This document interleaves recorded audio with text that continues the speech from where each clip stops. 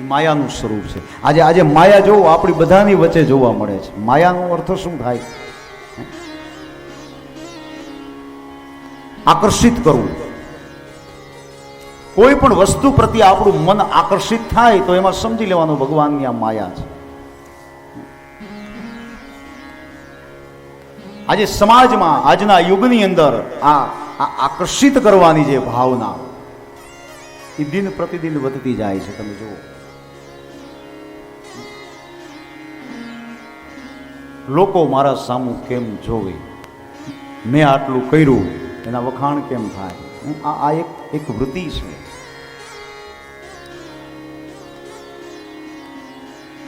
પેલું દ્રષ્ટાંત નથી, ગામમાં એક ડોશીમાં હતા, માજી હતા.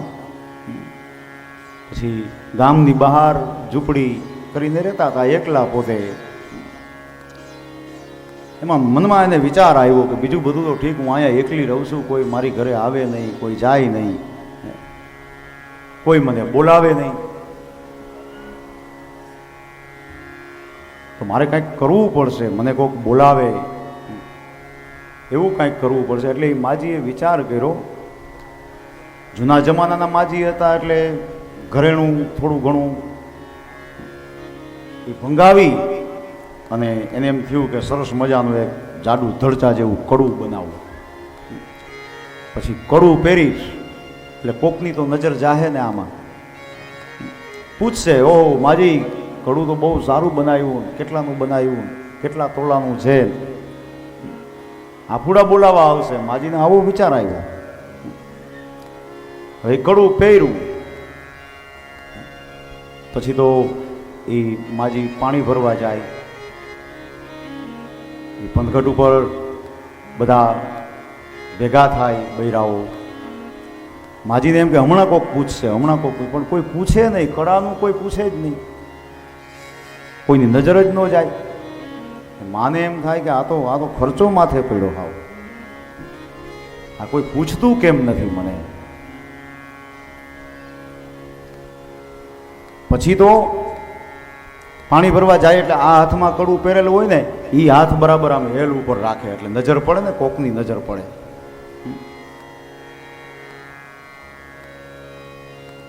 પણ તોય કોઈ પૂછ્યું નહીં. કડા વિશે તો કાંઈ પૂછ્યું જ નહીં. માજીને એમ થયું કે હવે આનું શું કરવું. પછી તો એને એવો વિચાર આવ્યો કે કોકની નજર તો પાડવી જોશે આમાં. કાંઈક આપણને કોક આવીને પૂછે તો આ વસૂલ થાય ખર્ચો, નકર આમ નામ તો કેટલા દી સુધી આમ. પછી માજીએ વિચાર કર્યો કે હવે એમ કરું, આ મારી ઝૂંપડી છે ને એમાં આગ લગાડી દો. એટલે ઠારવા આવશે બધા, ગામના બધા ભેગા થાય, હાલો માજીની ઝૂંપડીમાં આગ લાગી, આગ લાગી, આગ લાગી, બધા ઠારવા આવશે અને એમાં કદાચ મારું કડું દેખાઈ જાય તોય વસૂલ થઈ જાય. હવે શું કમતી હુજી માજીને, અને દીવો બળતો હતો અને ઘાસની એ ઝૂંપડી લગાડી આગ. ઝૂંપડી તો ભડભડ માંડી બળવા. એ બચાવો બચાવો બચાવો. ત્યાં તો ગામના બધા ભેગા થઈ ગયા. ઓહો, માજીની ઝૂંપડીમાં આગ લાગી, પાણીથી ઠારવા લાગ્યા. હવે એમાં જે આગની જે પ્રકાશ હતો એમાં કડું ઝબકું. ત્યાં તો એક બેન આવ્યા કે લે માજી આ કડું તમે સારું કરાયું, કેદી કરાયું? ત્યારે માજી કે અરે મુઈ થોડીક વાર પહેલા બોલી હોત ને તો આ ઝૂંપડીને આગ ન લગાડવી પડત, મારે આ મહેનત ન કરવી પડત. તું બોલી પણ બહુ મોડી બોલી. તારે પૂછવું જ તું તો પેલા પૂછી લેવું તો ને. એટલે આવું છે આ આકર્ષણ શક્તિ, આ માયા. એ પૂતના કહો તોય ભલે, સુરપણખા કહો તોય ભલે.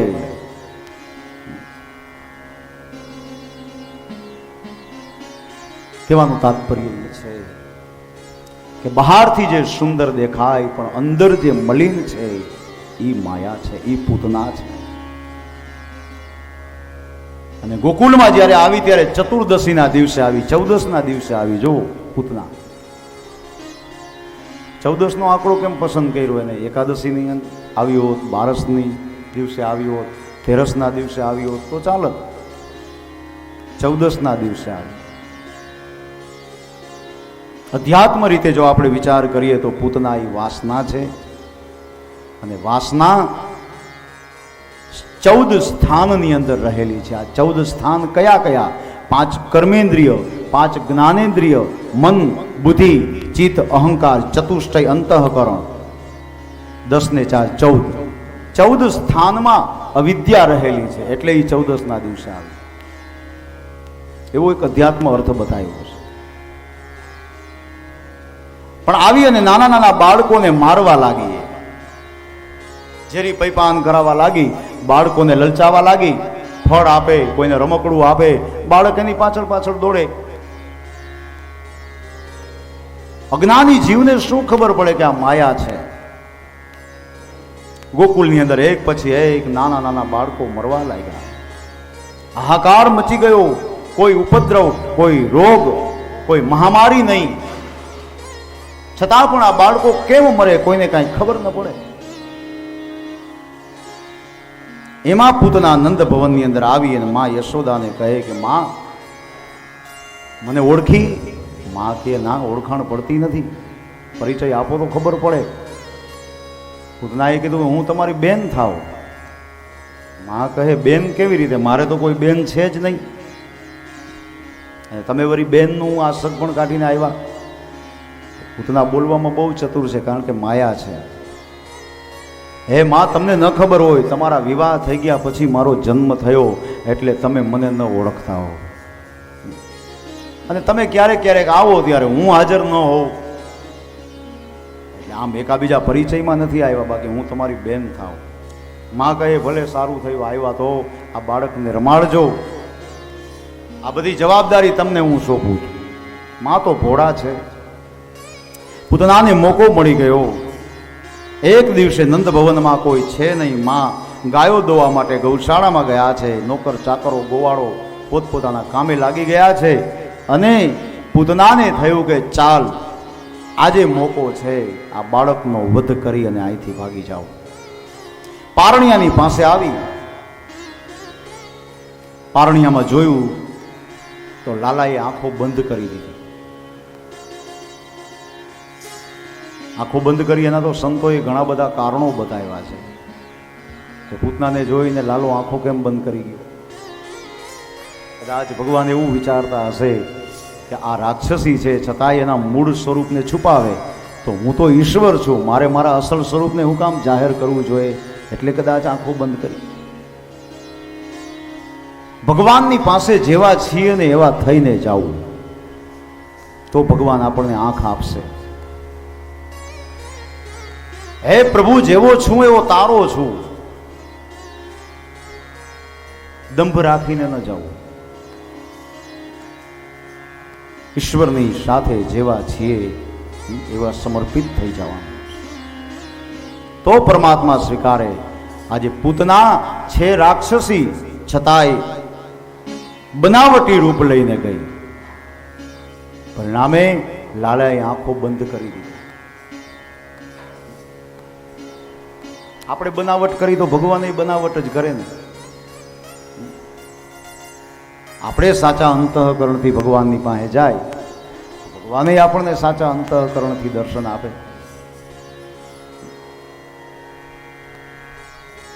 મહારાષ્ટ્રના મહાન સંત તુકારામ થઈ ગયા, ભક્ત તુકો.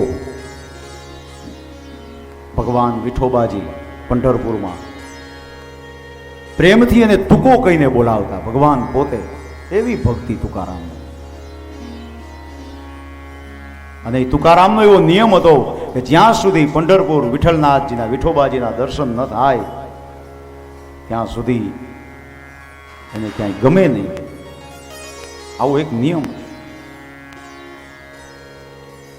એક દિવસ રૂક્ષ્મણીજીએ ભગવાનને પૂછ્યું કે પ્રભુ, આટલા બધા લોકો તમારા દર્શન કરવા આવે છે, તમે એને દર્શન કેમ નથી આપતા? ત્યારે વિઠોબાજીએ કીધું કે દેવી, આ બધા આવે છે ને કાંઈક ને કાંઈક માગવા માટે આવે છે, મારા દર્શન કરવા કોઈ નથી આવતું. કોઈ કાંઈ માગે, કોઈ કાંઈ માગે, હું કેટલાકને આપું. દર્શન કરવા તો એક જ વ્યક્તિ આવે છે, અને એ મારો પરમ ભક્ત તુકારામ. અને જ્યાં સુધી તુકારામ ન આવ્યા હોય ત્યાં સુધી વિઠોબાજીને પણ ગમે નહીં. આવી બંને વચ્ચે ભક્ત અને ભગવાનની સ્નેહની ગાંઠ બંધાણી. આમ દર્શન ખુલે ને આમ પડદો એક બાજુ થાય એટલે ભગવાન પણ ચારે બાજુ જોવા લાગે કે મારો તુકો ક્યાં બેઠો છે, તુકો ક્યાંય દેખાતો નથી. આમ કરતા કરતા કરતા એક દિવસ તુકારામની તબિયત બગડે છે, બીમાર પડે છે, મંદિરે આવી શકતા નથી દર્શન કરવા. ભગવાન વિઠોબાજી કાયમ જોવે કે મારો તુકો દેખાતો નથી, ક્યાં ગયો છે. એક દિવસ, બે દિવસ, 3 દિવસ, 4, 5 દિવસ આ બાજુ તુકારામ પોતાની પર્ણકુટીમાં પથારી વસ પડ્યા છે. આંખમાંથી ચોધાર અશ્રુ ધારા વહે છે. ઓહો, હે હરિ, હે વિઠ્ઠલનાથ, તારા દર્શન કરવાની નેમ મેં ધારણ કરી, પણ હવે અંત સમયે તારા દર્શન નહીં થાય તો મારું જીવન એળે જાય બા. આજ દિવસ સુધી મેં જે નિયમને ટકાવી રાખ્યો, પણ આજે 5 દિવસો વીતી ગયા, મેં તારા દર્શન નથી કર્યા. હું તારા મંદિરે આવી શકું એવી મારી પરિસ્થિતિ નથી મારા નાથ. મારો ધર્મ તૂટે તો મારું જીવન એડે જાય બા. ભગવાનના વિરહમાં તુકારામ રડે છે. આ બાજુ ભગવાનને થયું કે મારો તુકો કેમ દેખાતો નથી, અને ત્યારે ધ્યાન લગાવીને જોયું ત્યારે ખબર પડી કે ઓહો, એ તો એની ઘેરે બીમાર પડ્યો છે, અહીંયા આવી શકે એમ નથી. અને ત્યારે વિઠ્ઠલનાથ વિચાર કરે છે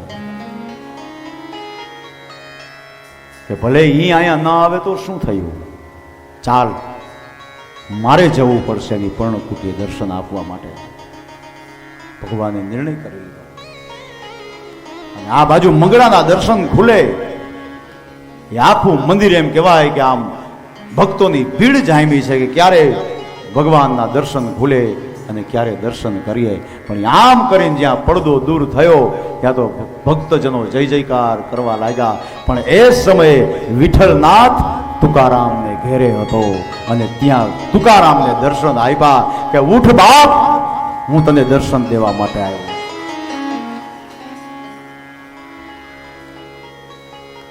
આ ભક્તિ છે. અહીંયા ભક્તને એમ કે ઓહો, ભગવાનના દર્શન કરીએ છીએ પણ ભગવાન મૂર્તિમાં નથી.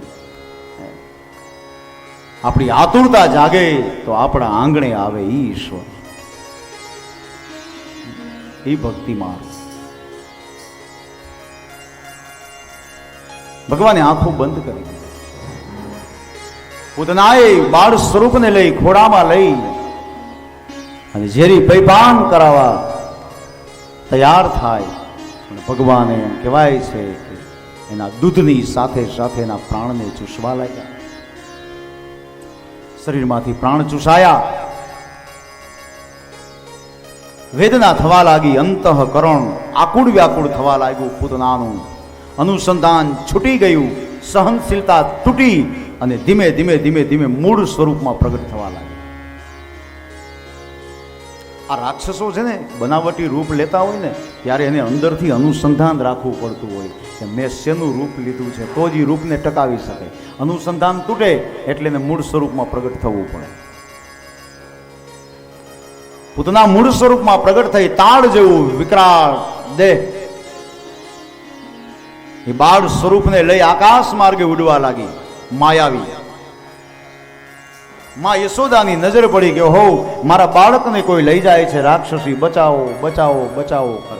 માં દોટ મૂકે છે, દ્રષ્ટિ અધર છે.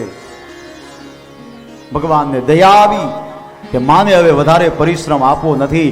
એક જ મુષ્ટિકાનો પ્રહાર કર્યો પૂતના ઉપર, પૂતના ધરતી ઉપર પડી. પડી તો પડી, બે ઝાડવા ઉપર પડી, ઝાડવાને ભેગા પાડ્યા. ભગવાન કેટલો બધો દયાળુ છે. જો ભાવે કુભાવે એની ભક્તિ કરો તો ભગવાન કેટલો બધો એનો ખ્યાલ રાખે. હવે પૂતના તો મારવા આવી હતી ને, છતાં એને ગતિ તો માં જેવી આપી દીધી. છતાં ગતિ માત સમાન અર્પે, તજી દયાલુ જવું કો શરણ્ય, તજી દયાલુ જવું કો શરણ્ય. ભગવાને વિચાર કર્યો કે આને કેવી ગતિ આપું. મારી માની ગતિ તો ન અપાય, કારણ કે તો પછી યશોદા માને કઈ ગતિ મળે. પણ માત સમાન માં જેવી ગતિ આપી દીધી. આવું દયાળુ આ જગતમાં કોણ હોય કે જે મારવા આવે છતાં પણ એને માં જેવી ગતિ આપે.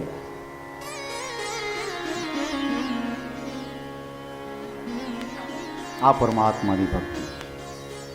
ગમે એવો ભાવ રાખીને પરમાત્માની પાસે જાઓ. હૃદયનો ભાવ મહત્વનો છે, વસ્તુ મહત્વની નથી. 56 પકવાનો રાજભોગ ભગવાન ધરાવ્યા હોય, પણ એમાં હૃદયનો ભાવ ન હોય, પ્રેમ ન હોય, તો એ પકવાનોની રાજભોગની કોઈ કિંમત નથી. પ્રેમ મહત્વનો છે, વસ્તુ મહત્વની નથી. કર્માબાઈનો ખીચડો શું હતું? એમાં સુદામાના તાંદૂળ, વિદુરની ભાજી. આ પ્રેમને આધીન છે. પૂતના મોક્ષની આ કથા. પૂતના વધ નહીં, પણ પૂતના મોક્ષ. વ્યાસે શબ્દ વાપર્યો છે, યયેત પૂતના મોક્ષમ કૃષ્ણયાર્થ કશ્ચદભૂતમ શૃણુયાત શ્રદ્ધયા મર્ત્યો ગોવિંદે લભતે ગતિ. જે કોઈ આ પૂતના મોક્ષની કથા શ્રવણ કરશે, સાંભળશે, વર્ણવશે, એને ભગવાન ગોવિંદના ચરણોમાં ભક્તિ પ્રાપ્ત થશે. આવું ફળ બતાય.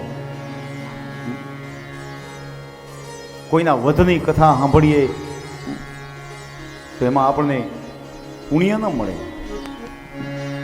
પણ અહીંયા વધ નથી, વધ શબ્દ જ નથી લખ્યો. મોક્ષ, પૂતનાને મોક્ષ આપી દીધો. આ મોક્ષની કથા છે, વધની કથા નથી. વાસનાનો વિનાશ કર્યો. પૂતના એટલે વાસના. પછી તો ગોપીજનોને મંગળાના દર્શન કરવાની એક ટેવ પડી ગઈ, અને ગોપીઓ આવે, લાલાના પારણાને આમ ઝુલાવે, પછી પોતાના ઘરનું કાર્ય કરે. એમાં એક દિવસ એક ગોપીએ આવીને જોયું તો પારણિયાની અંદર લાલાએ પાસું ફેરવું, પડખું ફેરવું. હવે પડખું ફેરવું એટલે ગોપી દોડતી દોડતી આવી માને કીધું કે અરે માં, આજે પહેલી વાર લાલાએ પડખું ફેરવું છે, એટલે અંગ પરિવર્તન ઉત્સવ ઉજવવો પડે. ઉત્સવ સિવાય બીજું કાંઈ છે જ નહીં. જીવનની સામાન્ય પ્રક્રિયા હોય ને એને ઉત્સવમાં ખપાવી દેવું, એની નામ ભક્તિ. માએ કીધું કે ભલે એમાં કાંઈ વાંધો નહીં, ઉત્સવ ઉજવવો હોય તો જાઓ, આખા ગોકુળને આમંત્રણ આપી દો, અને બધાને કહેજો કે પ્રસાદ પાછો અહીંયા નંદ ભવનમાં લેવાનો છે. આખા ગોકુળને આમંત્રણ મળી ગયું. બધા ગોવાળિયાઓ તો રાજી થયા, ઓહો, કાલે તો નંદ ભવનમાં ઉત્સવ છે. બીજા દિવસના પ્રાતઃ કાળે માએ સ્નાન કરી, સારા શુદ્ધ વસ્ત્રો પહેરી, પોતાનો નિત્ય કર્મ પરવારી, વિવિધ પ્રકારની સામગ્રી બનાવી છે. સાડીઓનો ઢગલો કર્યો છે, કંઠીઓનો ઢગલો કર્યો છે, કે મારા ગોપીઓને એક એક સાડીને એક એક કંઠી મારે ભેટ આપવી છે. પરમાત્માએ મને આપ્યું છે તો મારે કાંઈક આપવું છે. પણ માના મનમાં એક વિચાર આવ્યો કે બીજું બધું તો ઠીક, ઉત્સવ થતો હોય ત્યાં તો દુંદુભીઓ વાગતા હોય, મૃદંગ વાગતા હોય, વાજિંત્રો વાગતા હોય, ધોળ કીર્તન ગવાતા હોય, તો કદાચ આ મારો લાલો જાગી જાય તો પછી રંગમાં ભંગ પડે, એને રમાડવો પડે, ઉત્સવની મજા મારી જાય. એટલે એક કામ કરું, આ લાલાનું જે પારણિયું છે ને એ બારોબાર ગાડાની નીચે મૂકી દઉં, એટલે ત્યાં અવાજ બહુ ઓછો આવશે, એટલે જાગશે નહીં અને આપણને ઉત્સવમાં મજા આવશે. માએ આવો વિચાર કર્યો અને પારણિયું લઈ અને ગાડાની નીચે મૂક્યું. ભગવાન મનમાં અને મનમાં વિચાર કરે કે વાહ માં, તું તો બહુ સ્વાર્થી બની ગઈ. હાવ તારા આનંદની ખાતર તું મને હાવ ભૂલી ગઈ અને ગાડાની ઉપર દહીં દૂધના માટલા ગોઠવી દીધા. આ દહીં દૂધ એ વિષય રસનું પ્રતીક છે. વિષય રસને જ્યારે પ્રાધાન્ય આપવામાં આવે, ઈશ્વર ગૌણ બની જાય, ત્યારે જીવનમાં સટ્ટાસુર આવે. સટ્ટાસુર એટલે સંકટ. સટ્ટાસુર આવ્યો, ગાડા ઉપર બેઠો, આ બાજુ બધા ઉત્સવમાં ઘેલા બન્યા છે, નાચે છે, અને શું એ આનંદ હતો. ભગવાન વિચાર કરે કે વાહ, આ બધા ઉત્સવ મારો મનાવે છે અને મને તો અહીંયા ગાડા નીચે મૂકી ગયા, હાવ મને તો ભૂલી જ ગયા. અને વાતે સાચી ને, જેના લગ્ન થતા હોય એના ગીત ગવાય. હવે એના જ આપણે ગીત ન ગાય તો વરરાજાને ખોટું ન લાગે. એટલે જેનો ઉત્સવ હોય એનું તો પ્રાધાન્ય હોવું જોઈએ, એ ભૂલાવો ન જોઈએ. ક્યારેક ક્યારેક આપણે આવું કરતા હોય, ઉત્સવ ભગવાનનો કરતા હોય અને ભગવાનને જ ભૂલી જાઓ. ગોપીઓ આજે ઉત્સવમાં ઘેલી બની છે કે ગિરધારી ગોપાલ લાલ જય કનૈયા લાલ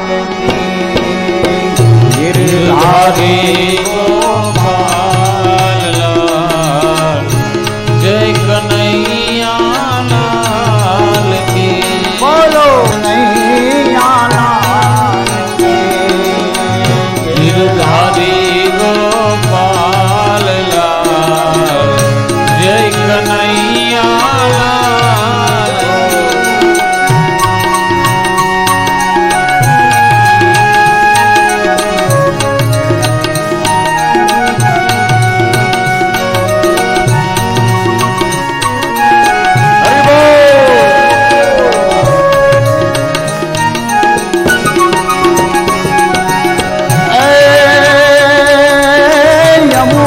જળમાં કેસર ગોળી સ્નાન કરાવું મારા સામના. યમુના જળમાં કેસર સ્નાન કરાવું હે હલકે હાથે અંબોનું છે લાડ લગાવું સામના. હલકે હાથે અંગોઠોડી લાડ લગાવું સામના. હે ધારી રે ગોપાલ લાલ જય કનૈયા લાલ હો. ગિરધારી ગોપાલ લાલ જય કનૈયા લાલ તેલ સુગંધી નાખિયા વાંકડિયા તુજે હે મોર મુગટ માથે તેરા મુરલિયા મોર મુકુટ માથે તેરા મુરલિયા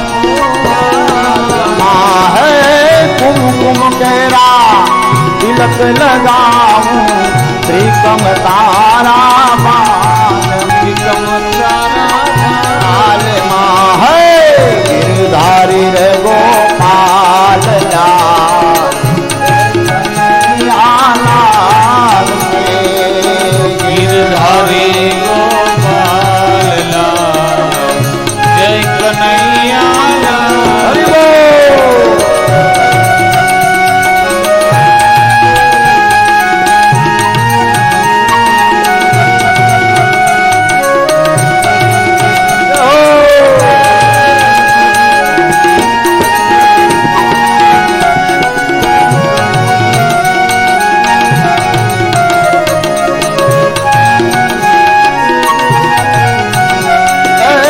નજર ન લાગે મારા શ્યામ સુંદર ને ટપકા કરી દઉં લાલ માં. નજર ન લાગે મારા શ્યામ સુંદર ને ટપકા કરી દઉં ગાલ માં. હે નજર ન લાગે મારા શ્યામ સુંદર ને ટપકા કરી દઉં ગાલ માં. નજર ન લાગે મારા શ્યામ સુંદર ને ટપકા કરી દઉં હે ગાતી જાઉં હું વાતે ગાતે નાચી ઉઠું તાલમાં ગાતી જાઉં લાલ લાલ જય કનૈયા લાલ બોલો હરે ગોપાલ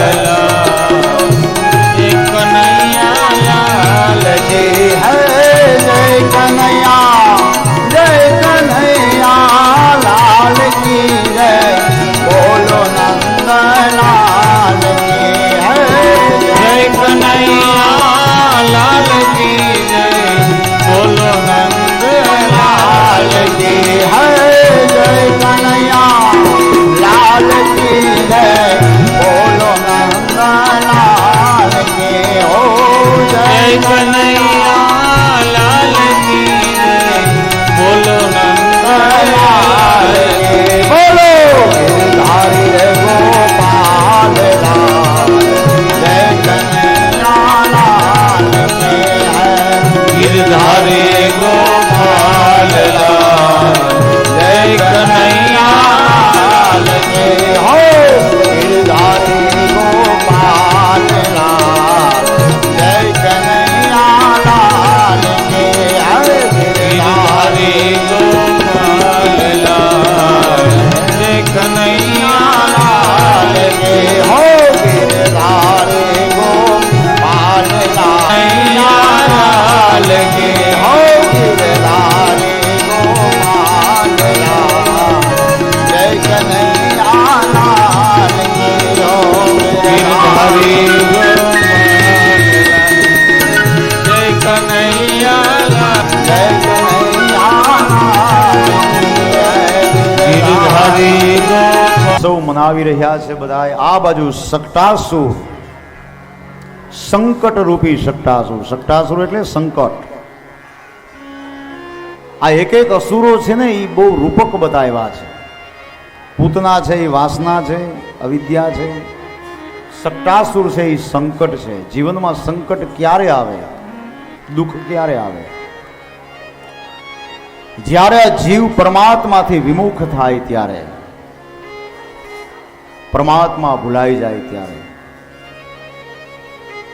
અને સકટાસુરને જ્યારે ભગવાને માર્યો ને ત્યારે ભગવાનની ઉંમર કેવડી હતી 108 દિવસની માત્ર 108 દિવસની ઉંમરે સકટાસુરને માર્યો એટલે આપણા જીવનમાં પણ જ્યારે દુઃખ પડે વિપત્તિ આવે સંકટ આવે ત્યારે બીજું કાંઈ નથી કરવાનું 108 મણકાની માળા લઈને બેસી જવાનું બસ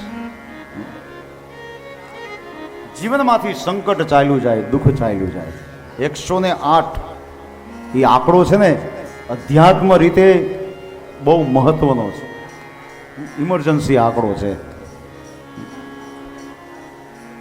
આપણે નથી કાંઈ એવું તેવું થાય હોય બહુ કોઈ બીમાર હોય હે તાત્કાલિક જરૂર પડે 108 કરી એટલે તરત આવી જાય હે ગુજરાત સરકારે કેવી વ્યવસ્થા કરી જો અને એ આંકડો મને બહુ ગમે એ આંકડો બહુ સારો રાખ્યો 108 નો આધ્યાત્મિક જગતમાં બહુ મહિમા છે બહુ મહત્વ છે ભગવાને સકટાસુરને જ્યારે માર્યો ત્યારે 108 દિવસની એની ઉંમર હતી માત્ર ચતુર્થ જન્મ નક્ષત્ર ચાલી રહ્યું હતું આટલી નાની ઉંમરે મહાન સંકટને મહાન અસુરને એને માર્યો એટલે આપણા જીવનમાં પણ ક્યારેય સંકટ આવે આવું દુઃખ આવે ત્યારે 108 નો આશ્રય કરવો હવામાં ઉછેડ્યું અધર ચડાયું પછી ફંગોળાતું ગાડું ધરતી ઉપર પડ્યું અને સકટાસુર એની નીચે અને ગાડું એની ઉપર સકટાસુર કચડાઈને તરફડિયા મારીને મરી ગયું સકટાસુર તો મર્યો પણ ગાડું ઊંધું વળી ગયું જુઓ આ ગાડું કયું જીવન રૂપી ગાડું જીવનમાં જ્યારે ઈશ્વર ભૂલાય સંસારના ભૌતિક સુખોને જ્યારે આપણે પ્રાધાન્ય આપીએ ને ત્યારે જીવન રૂપી ગાડું ઊંધું વળી જાય છે સંતોએ કીધું કે હે માનવ તું તારા જીવન રૂપી ગાડાને હાચવજે ક્યાંક ખાડામાં ન પડે. કારણ કે એની લગામ તું હરીને હોપી દે છે. અને તમે જોજો ગાડાને હકાલવા કરતા, હલાવવા કરતા ગાડામાં બેહવાની બહુ મજા આવે. ગામડામાં જે રિયા હશે ને એને બધાને ખબર હશે, ગાડામાં બેહવાની બહુ મજા આવે. તો નનકડા હતા ને ત્યારે ઓલો પગર પીલતા, બાજરાનું ખરું હોય ને, પછી એમાં આટા જ માર્યા રાખવાનું, બેહવાની બહુ મજા આવે. આજુબાજુમાં ખરા થતા હોય ને, પગર પીલાતા હોય, ગાડામાં બેહવા જતા. અને ગાડામાં બેહવાની બહુ મજા, કારણ કે ઓલાને તો બધું ધ્યાન રાખવું પડે ને. સાંકડો માર્ગ હોય તો એમાં ક્યાંક વળી બળદ આડું ખેંચતા હોય, ઘણા બળદ એવા હોય આડું તાણતા હોય, તો વળી ગડારા ઉપર ચડી જાય ગાડું. એટલે બહુ ધ્યાન રાખવું પડે. પણ ઓલો જ્યાં બેઠો હોય બાજુમાં, હુપડું કહેવાય એને, ત્યાં પગ લટકાવતો બેઠો હોય ને, બીડીયું પીતો જતો હોય ને વાતું કરી જતો હોય, એને કાંઈ ન હોય, ધ્યાન બધું ઓલાને રાખવું. એટલે ગાડું હલાવવા કરતા ગાડામાં બેહવાની બહુ મજા આવે. જીવનરૂપી ગાડાની રાસ પણ ભગવાનને હોપી દેજો, એટલે બધી જવાબદારી એના માથે, આપણે કાંઈ ન કરવું પડે. અને ગાડું તમે કોઈ દિવસ ખાડામાં નહીં પડે. આપણા ગાડા તો કેટલાયના ઊંધાઈ વરી ગયા. પણ આ જીવનરૂપી ગાડું હરિના શરણે સમર્પિત કરવાથી એ ગાડું કોઈ દિવસ ઊંધું નહીં વળે. અને એના માટે સંતો કહે, અવિનાશ વ્યાસના શબ્દો કે હરિ તું ગાડું મારું ક્યાં લઈ જાય, કાંઈ નો જાય. હરિ તું ગાડું મારું ક્યાં લઈ જાય, કાંઈ નો જાણું, કાંઈ નો જાણું રે, કાંઈ નો જાણું રે, કાંઈ નો જાણું. હરિ તું ગાડું મારું ક્યાં લઈ જાય, કાંઈ નો જાણું. હરિ તું ગાડું મારું ક્યાં લઈ જાય, કાંઈ ન જાણું. કદી યુગે આ સાનો સૂરજ, કદી અંધારું આખું હો. કદી ઉગે આશાનો સૂરજ, કદી અંધારું, એ મારી મુજને ખબર નથી ને, મારી મુજને ખબર નથી કે ક્યાં મારે રહેવાનું. હરિ તું ગાડું મારું ક્યાં લઈ જાય, હરિ તું ગાડું મારું ક્યાં લઈ જાય, કાંઈ ન જાણું. સુખ ને દુઃખના પૈડાયું પર ગાડું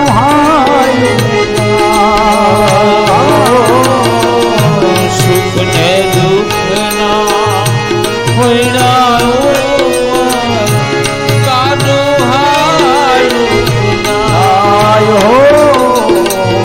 સુખ ને દુઃખના બે પૈડાયું પર ગાડું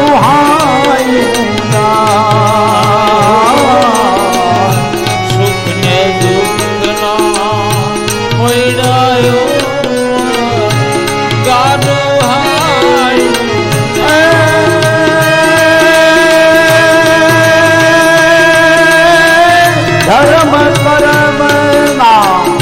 ધર્મ કર્મના જોડા બળદી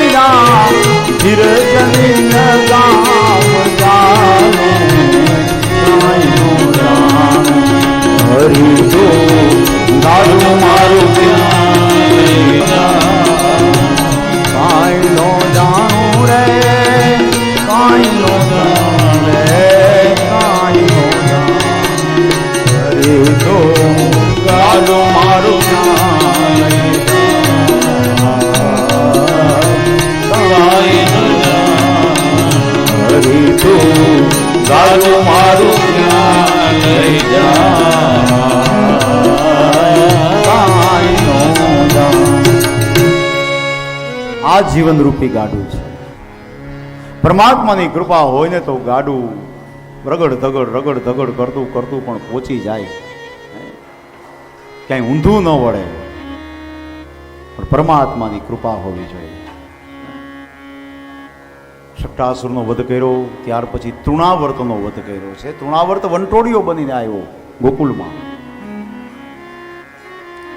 અને એવો એ વંટોળની આમ ઘૂમરી કે કોઈના છાપરા ઉડી ગયા, ઝાડવા પડી ગયા, બધું વેર વિખેર થઈ ગયું. તૃણાવર્ત ક્રોધનું પ્રતીક છે. ક્રોધ આવે ને ત્યારે વંટોળ રૂપે આવે છે. ગમે એવો વિવેક હોય, ગમે એવું જ્ઞાન હોય, બધું નષ્ટ થઈ જાય. ક્રોધ આવે થોડીક વાર, પણ એનું પરિણામ બહુ ભયંકર છોડીને જાય છે. જીવનને વેર વિખેર કરી નાખે. તો એ તૃણાવર્ત આવી અને ભગવાનના એ બાળ સ્વરૂપને લઈ અને આકાશ માર્ગે અંતરિક્ષની અંદર અદ્રશ્ય થઈ ગયો. ભગવાનને થયું કે મારી મા પાછળ ચિંતા કરશે, મને રમતો મૂકીને ગઈ અને આ તૃણાવર્ત મને ઉપાડી ગયો, માટે ચાલ આનો વધ કરું. અને એક જ મુષ્ટિકાનો પ્રહાર કર્યો, તૃણાવર્તને ધરતી ઉપર પછાડ્યો, ક્રોધને મિટાવ્યો.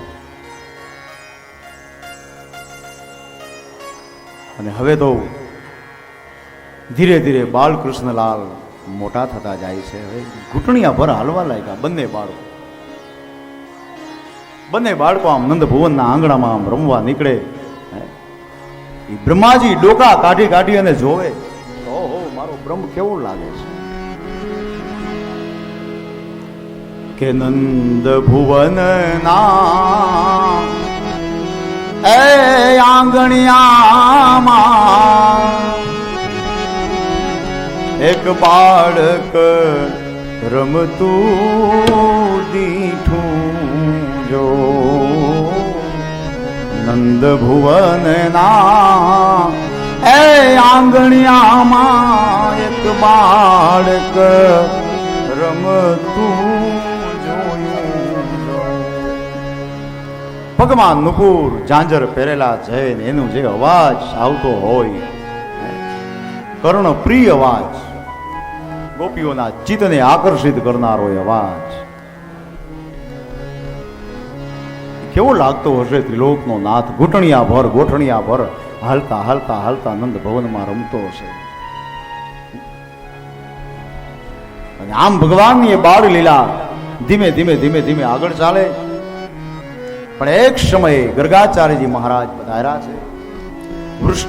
વૃષ્ણિ કોડ યાદવ કુલ પુરોહિત, ગર્ગ પુરોહિતો રાજન્ય યદુનામ સુમહા. ગર્ગ પુરોહિતો રાજન્ય યદુનામ સુમહા. વ્રજમ જગામનંદસ્ય વસુદેવેન પ્રચોદિત. વ્રજ જગામનંદસ્ય વસુદેવેન પ્રચોદિત. ગર્ગાચાર્યજી ગોકુળની અંદર આવ્યા. નંદ બાબાએ આગતા સ્વાગતા કરી, પધારો બાપજી, તમારા પુણ્યના પ્રતાપે, તમારા આશીર્વાદથી મારે આ બે બાળકોનો જન્મ થયો. આપ એને આશીર્વાદ આપો. બંને બાળકોને ધર્યા છે સંતના ચરણમાં, ગર્ગાચાર્યજીના ચરણોમાં આશીર્વાદ આપ્યા છે. અને પછી તો નંદ બાબા યશોદાને એમ થાય છે કે બાપજી આવ્યા છે, આપણા કુલ પુરોહિત છે, તો ચાલો ને હવે આ બંને બાળકોના નામકરણ સંસ્કાર કરાવી લઈએ. એટલે ગર્ગાચાર્યજી મહારાજની પાસે નામકરણ સંસ્કાર થાય છે. ગૌશાળાની અંદર પવિત્ર ભૂમિ, ગૌશાળા, ગાયોની ગૌશાળા, ત્યાં બંને બાળકોના નામકરણ સંસ્કાર કરવા માટે લઈ ગયા છે. નંદ બાબા છે, યશોદામાં છે, રોહિણીજી છે. વિધિ વિધાનપૂર્વક નામકરણ સંસ્કાર થાય છે. રોહિણીજીના ગોદમાં ગૌર વર્ણનું બાળક છે. ગર્ગાચાર્યજી કહે છે, બાબા આ બાળક મહાન બળવાન થશે, તમારા યાદવોના સંગઠનને ટકાવી રાખશે. એથી એનું એક નામ શંકરષણ અને બીજું નામ બલરામજી. અને બાબાએ ઘોષણા કરી, બોલીએ બલરામજી મહારાજ.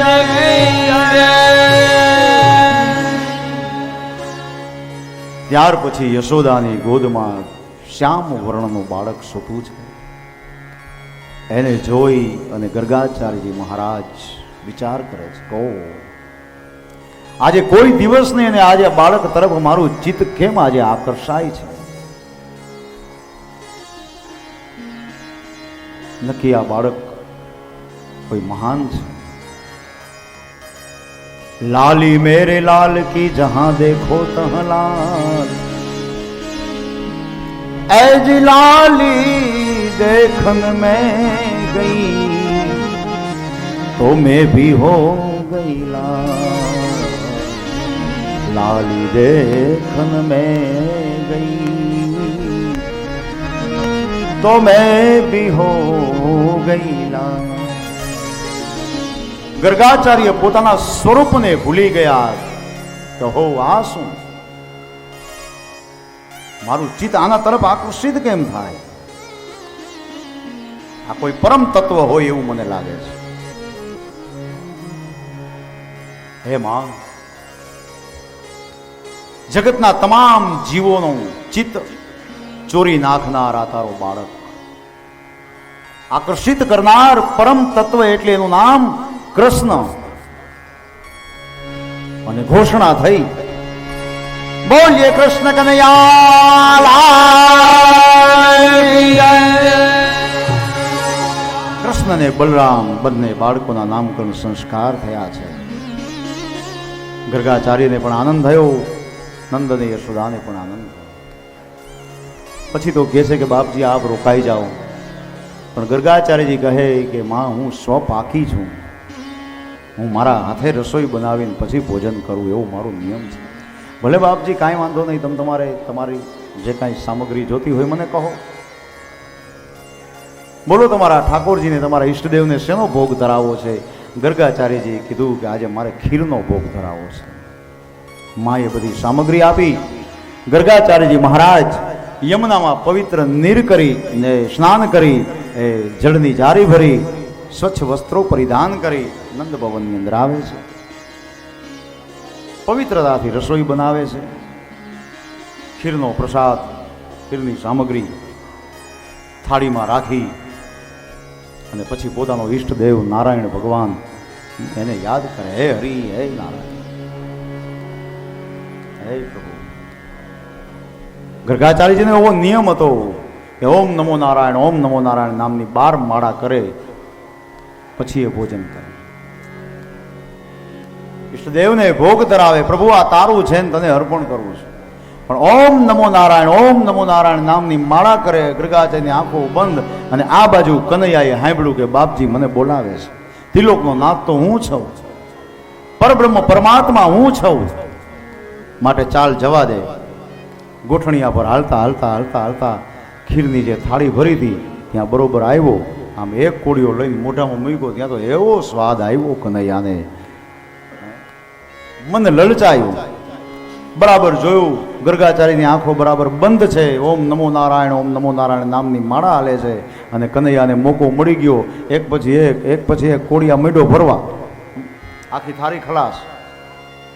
પાછું જાણે કાંઈ બન્યું જ નથી એવી રીતે પાછો પારણામાં જઈને પોટી ગયો, કાંઈ કોઈને ખબર જ ન પડે.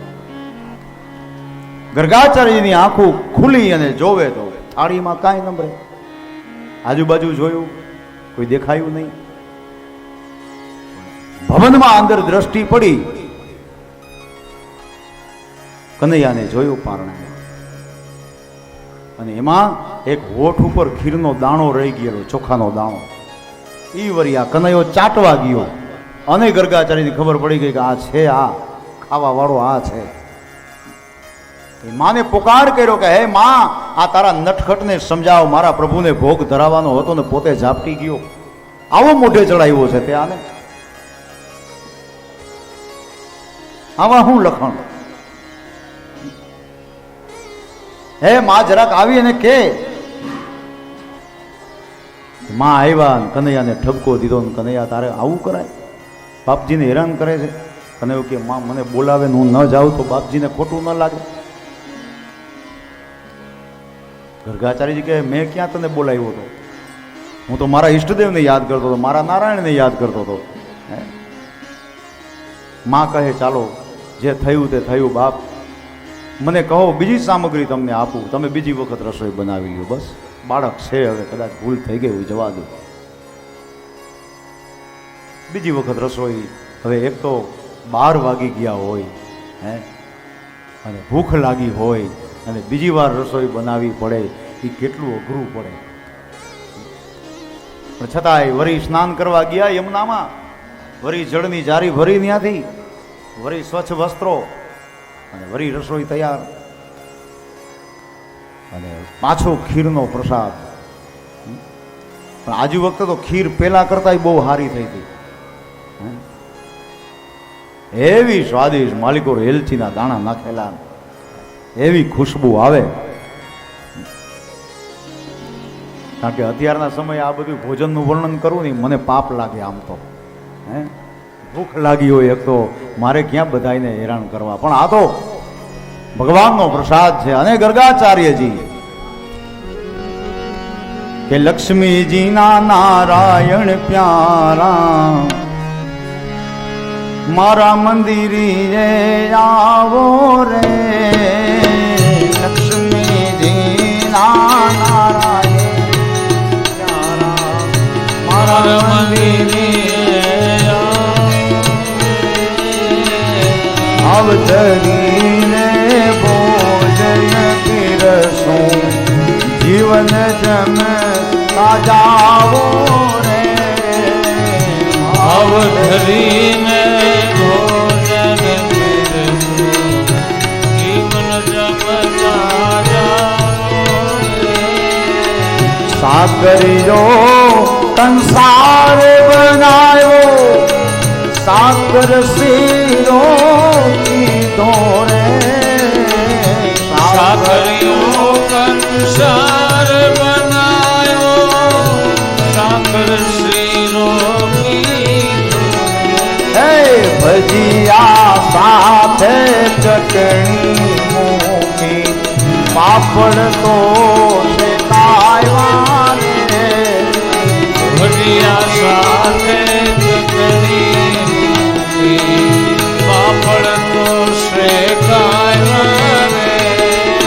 કમોદ કેરા ભાત બનાવ્યા, દાળ મસાલા વાળી રે. કમોદ કેરા ભાત બનાવ્યા, દાળ મસાલા વાળી રે. સાથે મૂકી જળની જારી, જોજો ના શરમાતા રે. સાથે મૂકી જળની જારી, જોજો ના શરમાતા રે. લક્ષ્મી નારાયણ તારા, મારા મંદિરે આવો બનિયારીને સાથે જઈશો મારી. હે ભક્તો ના મહેમાન બનો, સ્વર્ગ લોક જાઓ ભૂલી રે. ભક્તો ના મહેમાન બનો, સ્વર્ગ લોક જાવું ભૂલી રે. હે વિષ્ણુ દેવ છો અંતર્યામી, શેષ સૈયાધારી રે. વિષ્ણુ દેવ છો અંતર્યામી, શેષ સૈયાધારી રે. હે દાસ કાંતિ ને સદગતિ આપો, ચરણ કમલ માલે જોરે. દાસ કાંતિને સદગતિ આપો ચરણ કમળ માલે જો રે લક્ષ્મી જીના નારાયણ પ્યારા મારા મંદિરે આવો રે લક્ષ્મીજીના નારાયણ પ્યારા મારા મંદિરે આવો રે હે ભાવ ધરીને પ્રભુ ભોજન પીરસું, જીવન જમતા જાઓ રે ભાવ ધરીને ભોજન પીરસું, જીવન જમતા જાઓ. ભગવાનની સન્મુખ પોતાના ઈષ્ટદેવ નારાયણના સન્મુખ થાળ ધર્યો છે ને હે નારાયણ હે ત્રિલોકના નાથ હે પરબ્રહ્મ પરમાત્મા તારી સામગ્રી છે ને તારે સ્વીકાર કરવાનો છે, આમાં મારું કાંઈ નથી પ્રભુ. આપણે શું આપી શકવાના પ્રભુ? આ શબ્દ પાછા લાલાએ હાંભળ્યા, કનૈયાએ હાંભળ્યા પારણામાં હુતા હુતા. ઓહો બાપજી મને બોલાવે છે, હું ન જાઉં તો એને દુઃખ લાગશે, ખોટું લાગશે. અને ઓમ નમો નારાયણના નામની માળા શરૂ કરી ગર્ગાચાર્યે. અને કનૈયો પારણિયામાંથી નીચે ઉતરો, ગોઠણિયા પર હાલતા હાલતા આવ્યો. થાળીમાં જોઈ ત્યાં તો ખીર. વાહ, આ તો પેલા કરતા એ સ્વાદિષ્ટ લાગે છે.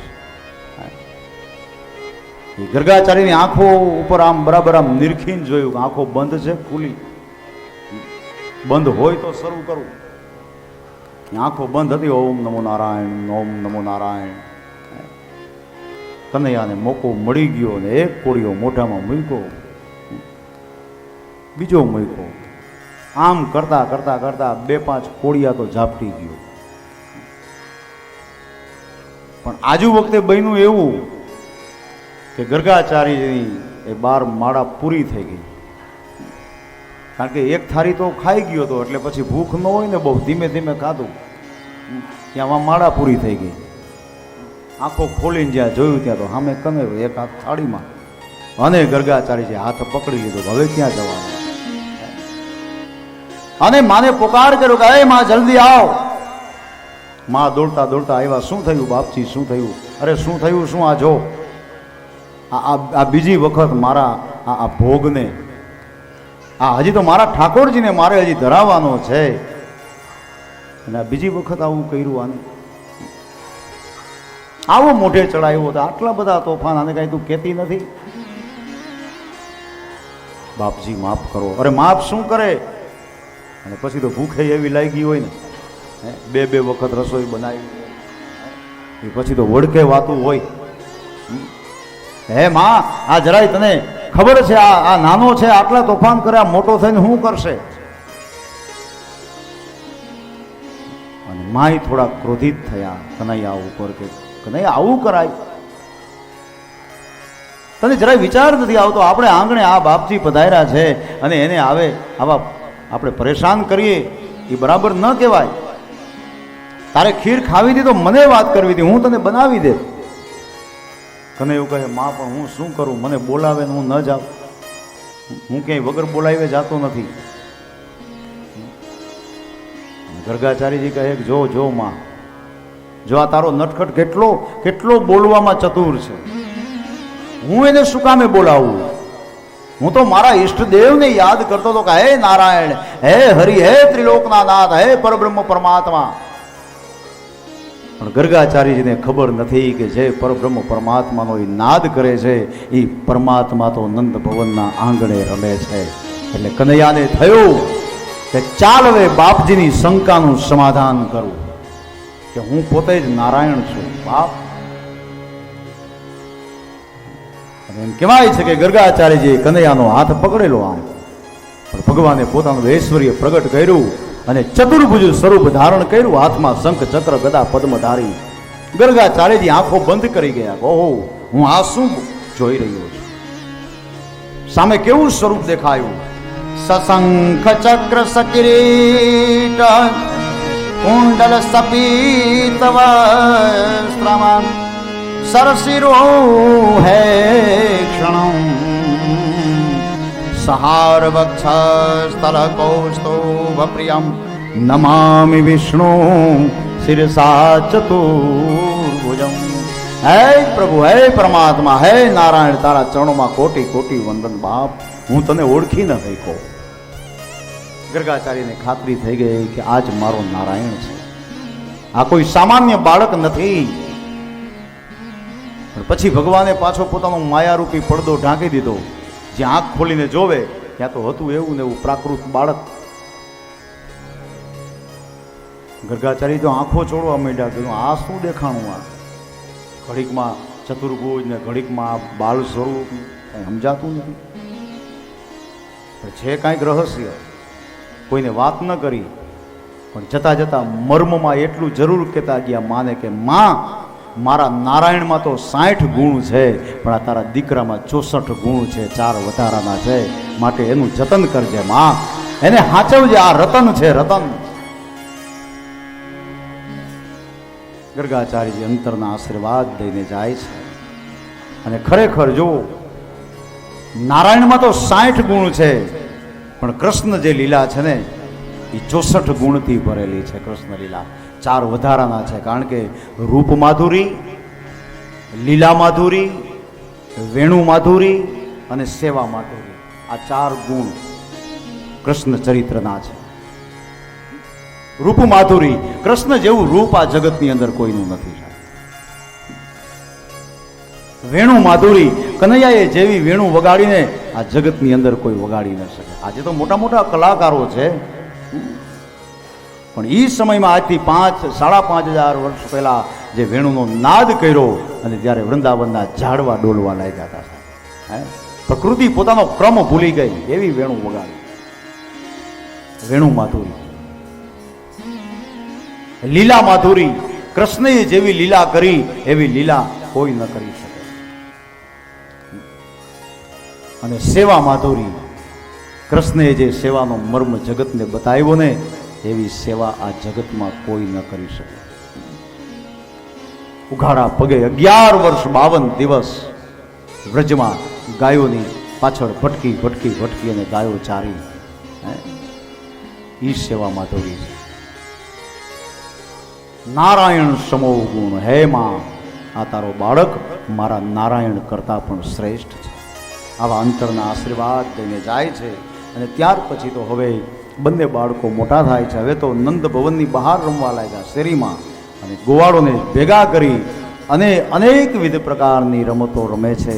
અને એમાં ભગવાનની અનેક લીલાઓ, અને એમાં એક પ્રધાન લીલા એટલે માખણ ચોરીની લીલા. ગોપીઓના ઘેરે જઈ ભગવાને માખણની ચોરી કરી, છતાંય ગોપીઓને કનૈયો વાલો લાગે. આવી માખણ ચોરીની લીલા. ત્યાર પછી વૃંદાવનની અંદર ભગવાન ગાયો ચરાવવા જાય છે, વત્સપાલ બને છે, ગોપાલ બને છે. અઘાસુરનો વધ કર્યો, બકાસુરનો, ધેનુકાસુરનો, કાલ્ય નાગનું દમન કરી અને ભગવાને ઇન્દ્રના ઘમંડને ઉતારવા માટે ગોવર્ધન લીલા કરી. એ બધી લીલા બપોર પછી 3 વાગે આવો. અત્યારે ભગવાનના મંગલમય સ્વરૂપનું ધ્યાન ધરી અત્યારની કથાને અહીંયા વિરામ આપીએ.